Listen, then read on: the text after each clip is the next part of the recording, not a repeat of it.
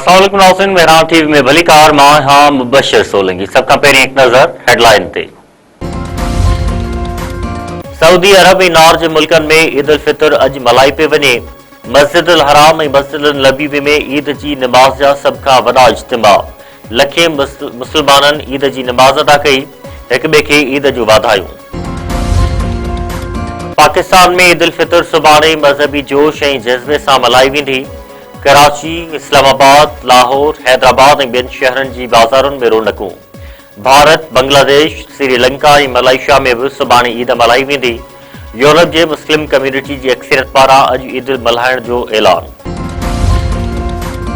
Iran जो Israel जी oil refinery ते मिसाइलनि सां हमिलो। हैफा शहर धमाकनि जे आवाज़नि सां गूंजी उथियो। बिजली मुअतल। पासदाराने इनकलाब जो चवणु आहे त अशदोद ऐं हैफा रिफाइनरी ते हमले में पहिरियों भेरो वार हेड नसरुल्लाह मिसाइल हमलो कयो वियो। हमले में ख़ैबर शिकनाबाद ऐं हाज कासिम मिसाइल भी इस्तेमाल किया विया। हमले दौरान अमेरिका जे जदीद F-35 विढ़ाक जहाज़नि जी हंगामी लैंडिंग। अमरीकी मीडिया जो चवणु आहे त ईरानी हमले में अमरीकी F-35 जहाज़ खे नुक़सान पहुतो आहे।